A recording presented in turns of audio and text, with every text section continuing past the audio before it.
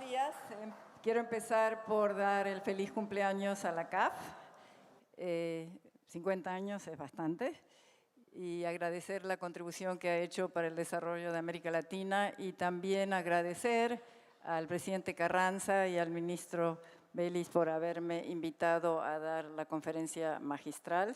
Para mí siempre es un placer volver a venir a mi ciudad natal, así que estoy muy contenta de estar aquí con ustedes.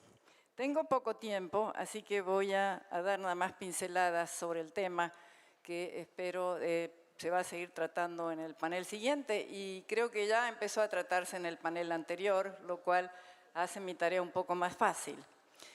Y la presentación que voy a hacer hoy va a tener como 3 grandes mensajes. El primero es de que en la región sí observamos una disminución de la desigualdad cuando comparamos qué es lo que ha pasado en los últimos 30 años, pero es principalmente la desigualdad medida con ingresos laborales, ingresos por transferencias privadas, como las remesas, e ingresos por transferencias públicas. Los datos que utilizamos en general no captan bien los ingresos al capital, por lo tanto, no captan bien lo que pasa en el tope de la distribución. No obstante, la caída en la desigualdad observada en esta parte del ingreso es importante y hay ciertas lecciones de políticas públicas que voy a mencionar. El segundo punto va a ser sobre, si cayó la desigualdad, ¿cómo es posible que tenemos tanto descontento social asociado a la desigualdad y con tanta virulencia en varios de los países de la región?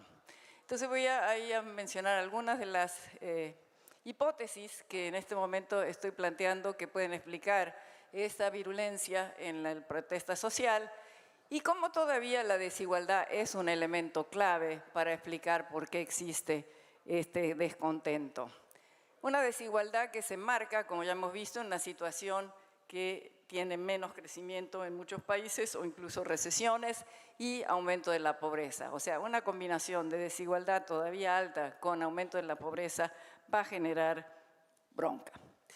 El tercer mensaje que voy a hacer está relacionado con la política fiscal y me alegra mucho que hayan introducido el tema de las transferencias condicionadas o no condicionadas, porque voy a hacer una pequeña resumen de cuál debería de ser los principales objetivos del estado de bienestar y ahí uno de los principales es cómo proveer un piso mínimo a la población. Y voy a introducir una nueva forma también de medir esto, porque en general cuando estamos viendo qué es lo que pasa con ese piso mínimo, nos concentramos más en lo que ocurre del lado del gasto y nos olvidamos de ver qué pasa con lo que financia. Y les voy a mostrar que lamentablemente en algunos países el fisco está haciendo a los pobres pagadores netos y eso hay que evitarlo. Entonces, esos van a ser mis 3 principales mensajes. Empiezo.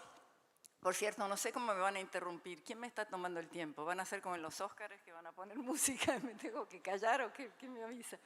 ¿Alguien está tomando el tiempo? Sí, bien, ok. Porque ya no puedo hacer las 3 cosas, pensar, presentar, mover.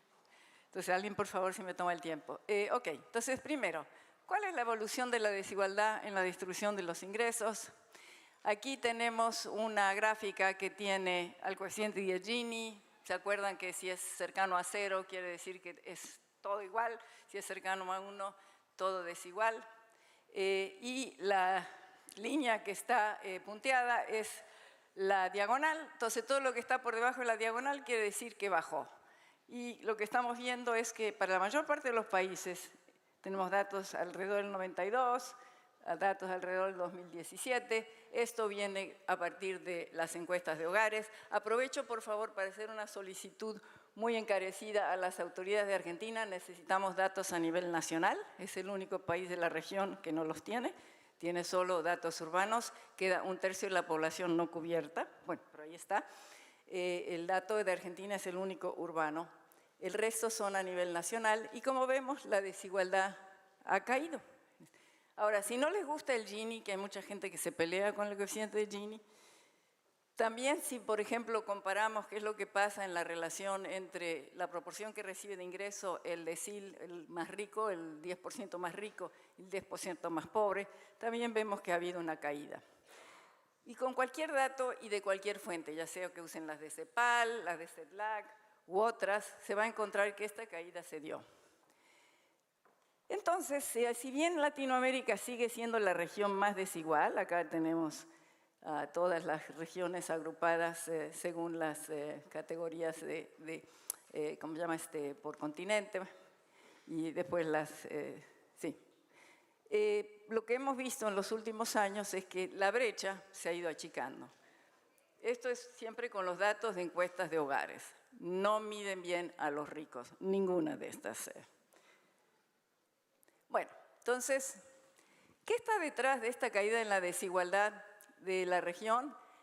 Un tema interesante es que la mayor parte se explica por una caída casi 2/3 o más del 60%, por la caída en la desigualdad en el ingreso laboral. ¿Y qué estuvo detrás de eso? Sobre todo estuvo la expansión educativa, que hizo, si quieren, más escasos a la población sin instrucción o con primaria incompleta, más abundantes en términos relativos a la gente con postsecundaria, y eso llevó a que la brecha salarial entre ambos grupos se fueran cerrando. Y este es un resultado que se ve prácticamente en todos los países de la región en el periodo en que la desigualdad cayó. El otro elemento fue que las transferencias monetarias de parte del gobierno se volvieron más generosas y más focalizadas, más progresivas. Entonces, eso también fue un elemento igualador. Los otros ingresos no laborales que contribuyen con un 15% en promedio son principalmente remesas. En algunos países las remesas cumplen un papel importante para poder contribuir a la caída de la desigualdad.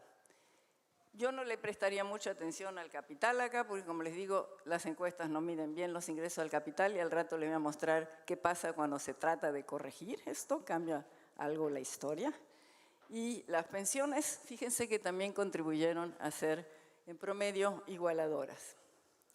Ahora, también pasó algo interesante, y es que si uno divide, como saben, América Latina ha estado gobernada principalmente por, en cierto momento, había 10 de los 18 gobiernos, 17, digamos, si dejamos fuera la República Dominicana, eran gobiernos de izquierda. Se ve, cuando se compara qué pasó con la evolución del Gini, aquí en este caso, del indicador de desigualdad que mencionaba al principio, se ve que los gobiernos de izquierda bajó más la desigualdad. Bajó en todos lados, pero bajó más en los países que estuvieron gobernados por la izquierda. Entonces nos hemos puesto a mirar cuáles podrían ser las políticas públicas que está detrás de esto, que diferencia, digamos, a unos de otros. ¿Y qué miramos? Bueno, miramos el empleo público, miramos las transferencias y miramos el salario mínimo. En el empleo público, que por cierto los datos a nivel internacional son muy difíciles de obtener, pero lo que pudimos encontrar es que no se ve una diferenciación clara. Varía por país, obviamente, pero en promedio no se ve una diferenciación entre un grupo y otro. En el caso de las transferencias, tampoco. Donde sí se ve es en la política de salario mínimo. En los países que estuvieron gobernados por partidos de izquierda, el salario mínimo real creció más rápido que en los otros. Y esto probablemente sea un indicador más general de qué es lo que pasó en términos de apoyo a las formas de contratación laboral, al apoyo a la sindicalización, etcétera, que se dio en esos países que estaban gobernados por la izquierda. Entonces, sumado a lo que venía ya como un cambio estructural en la composición de la población por niveles de educación, que estuvo asociada a las políticas expansivas de educación de los 90, que de hecho hicieron un catching up por lo horrible que pasó en los 80 durante la crisis de la deuda. Sumado a eso, hubo efectos que reforzaron esto, y sobre todo lo que se observa es que puede haber sido a través de la política que afecta al sector laboral, y en particular la política del salario mínimo. Bueno, siguiendo el segundo punto sobre el que quería hablar es sobre el descenso de la desigualdad y protesta en alza. La primera cuestión que uno se pregunta es ¿qué pasó? Esto es contradictorio. Y hay de hecho un blog que anda circulando ahora que está enfatizando que no es la desigualdad, de Chico Ferreira y una coautora del Banco Mundial, que está enfatizándonos que no es la desigualdad el problema. Yo quiero decir que sí sigue siendo la desigualdad el problema. Y vamos a ver por qué. Bueno, ¿qué pasó en el periodo reciente? Hubo un retroceso en el bienestar de la población bastante generalizado. O sea, porque está disminuyendo, como hemos visto, mucho la tasa de crecimiento y en algunos casos incluso hay recesión, cuando llegó el fin del auge de las materias primas. Otra vez a América Latina la agarró de sorpresa algo que sabemos que siempre pasa, y es que suben los commodities, después bajan, pero siempre creemos que una vez que subieron se van a quedar arriba y nos encontramos siempre en situaciones difíciles. Después, en algunos países, de hecho, está revirtiéndose el proceso de la caída de la desigualdad, está empezando a aumentar. Y eso se observa en Brasil y en menor medida en Paraguay. Y en Brasil, datos muy recientes en un trabajo de IPEA muestran que, de hecho, en los últimos años la población de la parte baja de la distribución ha sufrido una caída importante. A eso se suma el tema de las limitaciones de los sistemas de pensiones de salud de pensiones y de salud, que ha sido el factor determinante en Chile, que a pesar de las reformas siguen siendo muy, si quieren, poco generosos. Y una cosa también que ha pasado, y eso en general se nos olvida, es que ha bajado el subsidio a muchos de los precios de los combustibles, que ha afectado el poder adquisitivo. Cosa que, por cierto, no se puede observar en los datos que usamos usualmente para calcular la desigualdad o la pobreza, porque la medimos con ingreso disponible, que es lo que la gente lleva al bolsillo, y no qué es lo que puede comprar. Lo que puede comprar va a depender también de los impuestos indirectos, los impuestos al consumo, como el IVA, y los subsidios. Entonces, esto ha estado pasando y creo que también hay que empezar a medirlo porque probablemente está afectando el nivel de vida de las personas de una manera que se nos está escapando con las medidas usuales. También hay una cuestión importante que se mencionaba antes, creo que alguien lo mencionó, tal vez Alicia es el hecho de que hay un aumento en la desigualdad, aunque baje la desigualdad relativa con el Gini, cualquier indicador, la distancia en los ingresos absolutos entre la gente que está arriba y abajo aumenta. Y, por ejemplo, en Chile, que bajó la desigualdad relativa, la desigualdad absoluta, o sea, entre, por ejemplo, el decil más alto y el decil más bajo, la diferencia en el ingreso en el periodo reciente aumentó en 50%. Es decir, que la gente que es pobre, aunque esté relativamente mejor que antes, y la persona que está arriba, aunque esté relativamente comparado, ganando menos en términos proporcionales, en términos absolutos puede tener un acceso a bienes y servicios que se multiplican mucho más. Entonces, estas diferencias en ingresos absolutos pueden ser también un factor que causan irritación en la población. Y además, este es el tema que quería enfatizar, ¿cuándo se corrige la información por la ausencia de los ingresos al capital? En las encuestas no está bien captado por una serie de razones, hay subdeclaración, subcaptación, pero además parte de los ingresos del capital en América Latina y en muchos otros países queda en las empresas como ganancias no distribuidas y por lo tanto estamos perdiendo de vista parte de lo que es el ingreso de la población de altos ingresos. Entonces, acá voy a presentarles 3 casos, dos vienen del grupo de Piketty y compañía. Este es Brasil, por ejemplo. ¿Cuándo se corrige las encuestas con qué pasa a nivel de, si se le agrega, digamos, una corrección que está basado en datos que son las declaraciones de impuestos, anonimizadas, obviamente estos son tabulados, los que usan en general, y se trata de medir qué es lo que pasó en el periodo 2002-2013. Es interesante porque si ustedes vieran, digamos, el mismo diagrama sin corregir, probablemente se acabaría antes de que empiece a subir al final, ¿no? Se acabaría, entonces, hubo una redistribución en Brasil de los sectores altos, o sea, si yo estuviera nada más usando la encuesta, probablemente llegaría hasta aquí. Y después lo que veo es que cuando le agrego qué es lo que pasa con los ingresos que van al capital, principalmente empieza a pasar esto, ¿no? Y esto es una tesis doctoral de Brasil. Luego, esto es Chile, por ejemplo, y estoy comparando acá encuesta. Esta es la participación en el ingreso del 1% más rico, la tendencia descendente. Entonces, otra vez, la desigualdad bajó incluso en la participación del 1% más rico. Si corrijo los datos e incluyo las ganancias no distribuidas, esto se llama el ingreso fiscal, ya la historia cambió, incluso hay un ligero aumento.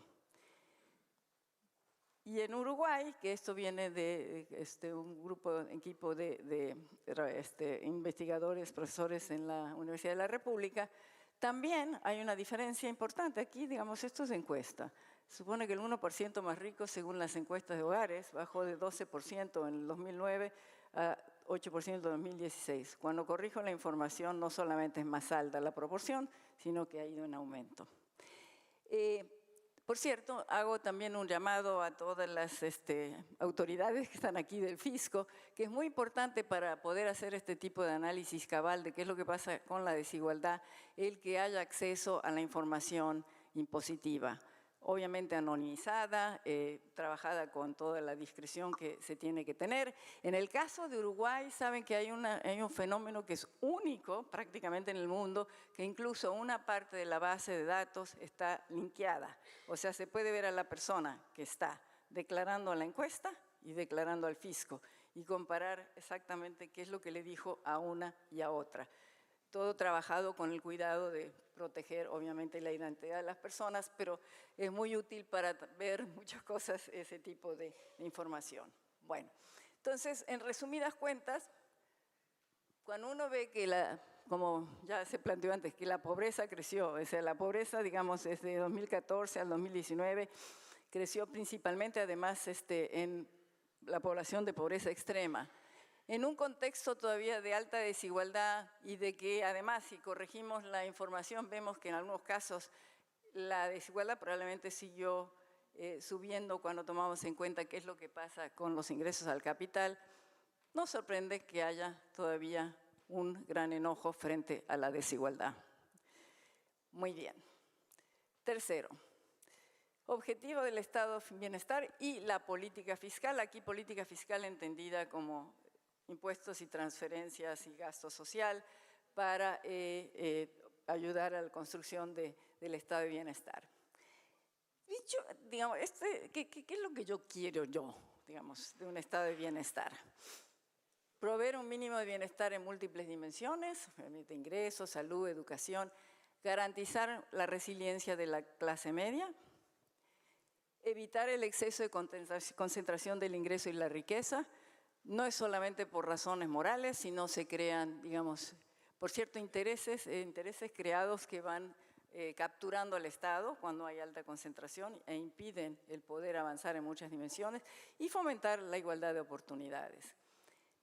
¿Cuáles son los mecanismos e instrumentos que tiene un Estado? Bueno, van desde las instituciones, la regulación, la legislación, las normas y el discurso público, es muy importante eso, y, por supuesto, el dinero, la política fiscal.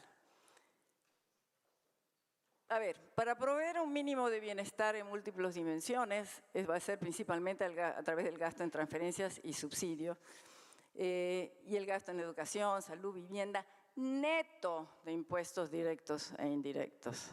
¿Okay? Neto, eso se lo voy a mostrar en un momento porque es tan importante. Para garantizar la resiliencia de las clases medias tienen que ver obviamente con los sistemas de protección social y los sistemas que permiten a la población enfrentar riesgos y suavizar el consumo a lo largo del ciclo de vida, ¿no? Como ocurre con los sistemas de pensiones. Para evitar el exceso de concentración del ingreso y riqueza, es muy importante qué es lo que pasa con los impuestos directos a los ingresos, a los activos y a la herencia para que sean altamente progresivos. Y yo creo que el tema que se mencionó en la mesa anterior, el evitar la evasión y, bueno, trabajar para que no haya paraísos fiscales, es esencial para que esto pueda progresar. Si no, no vamos a poder hacer nada en ese frente, más allá de lo que se ha podido hacer hasta ahora. Y para fomentar la igualdad de oportunidades es muy importante el gasto público en primera infancia, en educación, capacitación y salud. Me veo concentrar nada más en primer objetivo, no hay tiempo para entrar a todos, que es en qué medida la política fiscal en América Latina logra proveer un piso de ingreso monetario. Voy a usar la información que tenemos en el instituto que dirijo. Todos los verdes son países que están listos, los anaranjados están en proceso. Visítennos, pueden bajar ahí los distintos artículos, que como ven es un proyecto global, así que se puede comparar con no solo América Latina, que tenemos toda América Latina, sino también Asia y África.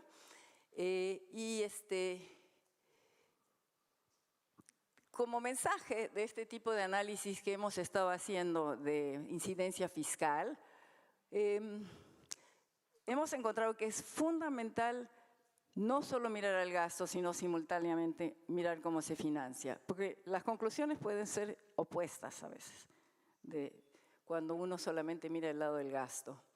Y vamos a ver que en algunos países los impuestos indirectos pueden conducir a que la incidencia de la pobreza sea más alta después de la acción fiscal, lo cual es de alguna manera perverso, si quieren, ¿no? Entonces, es que no es a propósito, no es que estén tratando de hacerlo así, sino que no se ha mirado ese lado de la ecuación adecuadamente. También es importante mirar no solo el gasto en transferencias, sino también el gasto en subsidios. Entonces, muchas veces los análisis se quedan solamente en la parte de las transferencias, condicionadas, no condicionadas, o miran a los subsidios por separado. Los subsidios, la proporción gastada en subsidios excede a la gastada en transferencias por mucho en varios países. Y aquí se mencionó hace un rato que hay un desperdicio en eso porque se está ayudando a parte de la población que no lo necesita.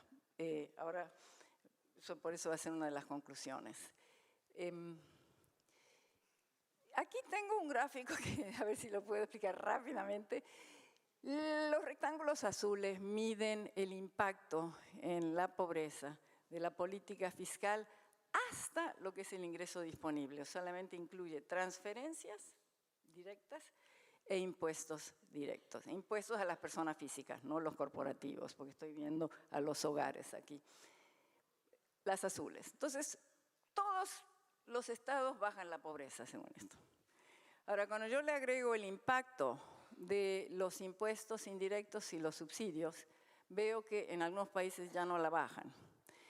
En particular, dependiendo de la línea de pobreza, obviamente, si esta es la línea de pobreza extrema para América Latina, entonces en general son los países que tienen menos ingresos los que pueden ver un incremento en la pobreza, porque están teniéndole que cobrar impuestos también a la parte baja de la distribución a través de impuestos al consumo. Entonces, estos que en este caso son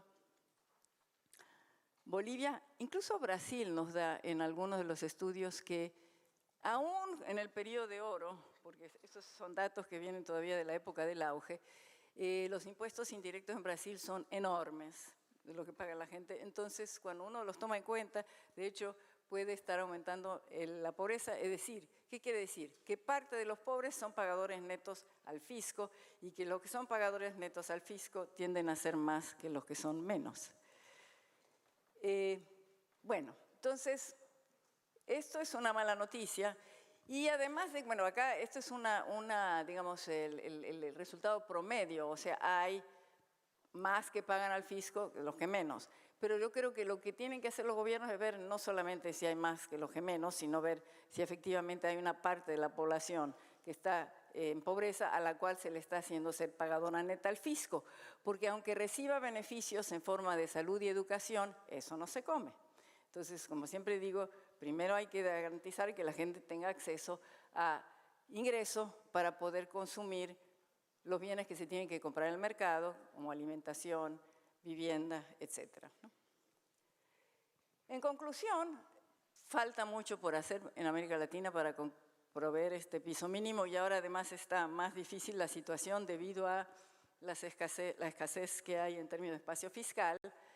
Entonces, sí hay que pensar mucho en cómo incrementar el flujo de recursos hacia la población pobre mediante transferencias directas o reducir la carga tributaria. Creo que el experimento que se está haciendo en Argentina de devolución del IVA es interesante como un mecanismo para precisamente evitar lo que yo estaba contemplando, mencionando, y habría que analizar si efectivamente logra proveer ese piso y proteger a la población pobre. Las posibles fuentes de financiamiento, pues el incremento de impuestos a las personas físicas, sobre todo en el tope.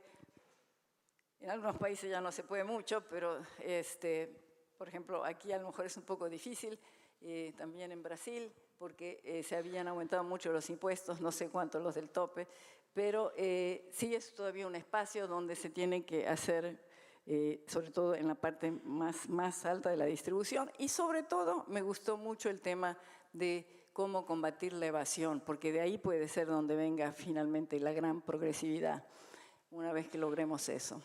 Luego, reasignar la reasignación de gasto en transferencias y subsidios hacia la población pobre.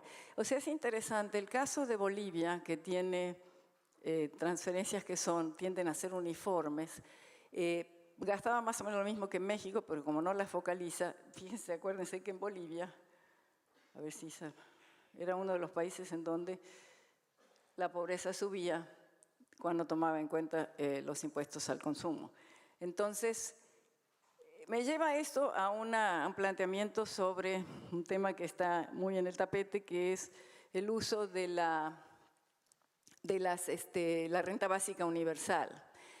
Si bien la renta básica universal suena muy atractivo, sobre todo pensando en las transformaciones que puede enfrentar la región con el cambio tecnológico, que va a haber desplazamiento de mano de obra, etc. El problema es que realmente involucra desperdicio de recursos, porque una parte de esos recursos van a ir a personas que no son las que primero lo necesitan.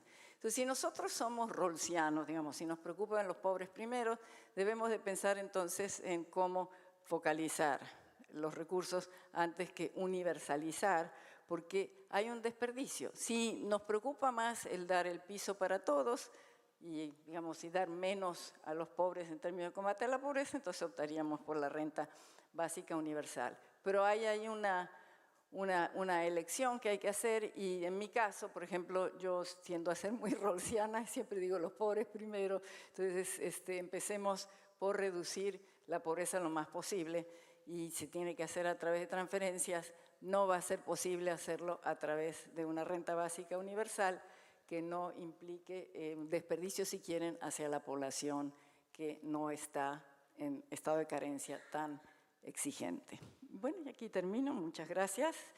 Creo que no hay... Gracias.